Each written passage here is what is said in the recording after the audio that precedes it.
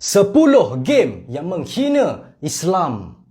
Main game memang seronok, tapi yang tak seronoknya, rupanya game yang kita suka main tu ada terselit elemen-elemen yang menghina Islam.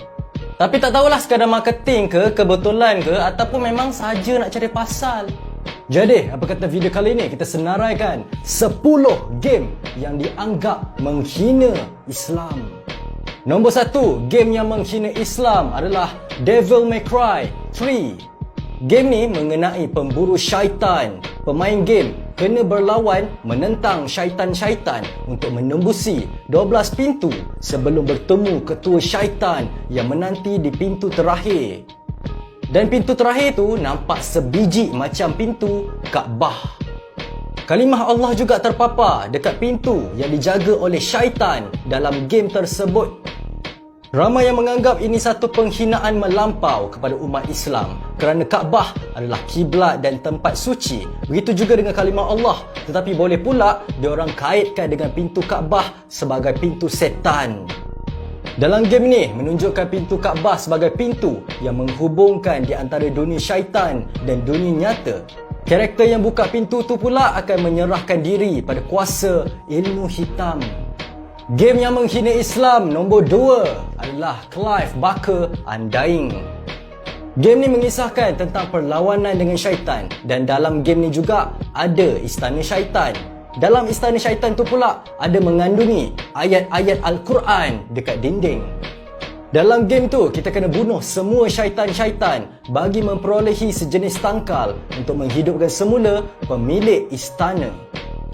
Game ketiga adalah Zack and Wiki. Dalam game ni ada suara orang menjerit Allahu Akbar dan sebutan ini sangat jelas kedengaran banyak kali dan selalu diulang-ulang.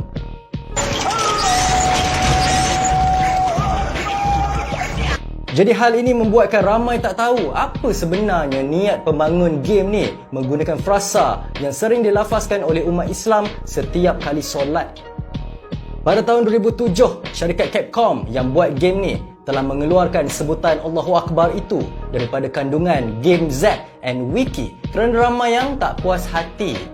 Nombor 4, game yang menghina Islam berjudul Prince of Persia.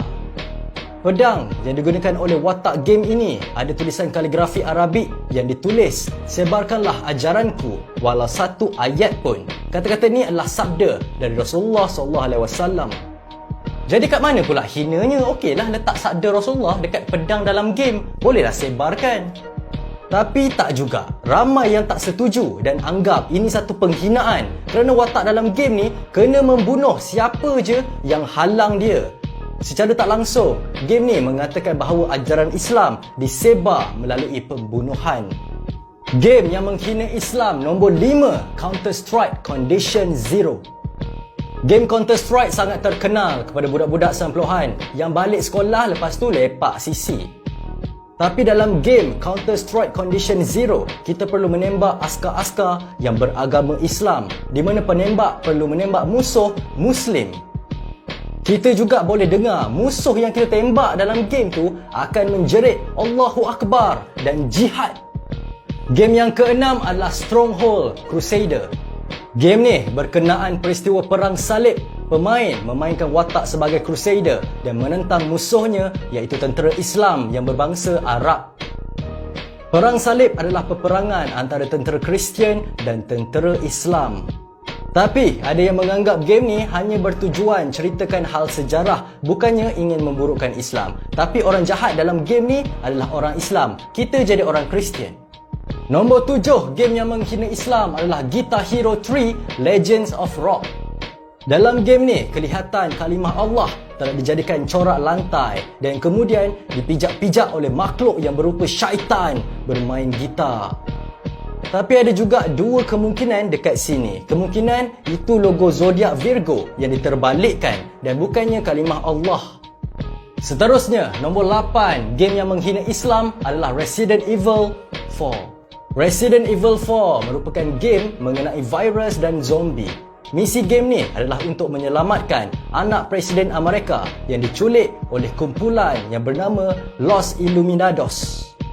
Dalam game ni mempunyai pintu yang ada logo Illuminati dan pintu ni sebiji macam pintu Omar bin Khattab, Masjid Nabawi, Madinah. Pintu ni ditiru sebiji-sebiji dan telah diilluminatikan. Nombor 9, game yang menghina Islam adalah Dante's Inferno. Dante's Inferno adalah game mengenai seorang karakter yang misinya dilakukan di dalam neraka. Pemain membuat pilihan memusnahkan atau menyucikan roh manusia yang dikutuk menggunakan cahaya salib untuk dihantarkan ke syurga. Game ni menggunakan tempat neraka yang digambarkan terbagi menjadi 9 tingkat lingkaran mengikut dosa pada setiap manusia. Dante adalah karakter yang diadaptasikan dari nama Dante Alighieri, seorang penyair abad ke-14, seorang pejuang di masa perang salib ketiga. Jadi, kat mana yang hina Islamnya? Menurut website Games Latest, negara Timur Tengah telah mengharamkan game Dante's Inferno yang dikeluarkan oleh EA Games. Disebabkan latar belakang cerita game ni diambil dari seorang penyair, Dante Alighieri, yang hidup pada tahun 1265 sehingga 1321. Dia ni sastrawan terkenal Itali. Dalam catatan dia mengatakan bahawa Nabi Muhammad dimasukkan ke dalam neraka tingkat ke-8 sebab telah memecah belahkan masyarakat dengan ajaran Kristian palsu dan melakukan perkara yang keji sepanjang hidupnya. Nombor 10, game yang menghina Islam adalah Ayo Dance. Permainan Ayo Dance walaupun nampak sangat innocent, tapi game ni juga dikatakan menghina Islam. Dalam game ni, kita boleh nampak watak dalam game Ayo Dance berdiri di atas buku yang kelihatan seperti Al-Quran.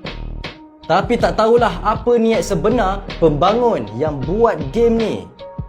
Di atas sebab ni, ramai masyarakat Islam yang marah dan terkilan dengan permainan ini. Jadi, itulah senarai 10 game yang menghina Islam. Apa pendapat korang tentang game-game ni? Adakah ianya satu kebetulan atau memang disengajakan? Kalau korang suka video ni, jangan lupa subscribe channel ni. Jangan lupa juga like, share dan komen. Berikan pendapat korang di ruangan bawah. Nama saya Ras Daniel. Terima kasih kerana menonton. Sampai jumpa lagi. Assalamualaikum. Ciao.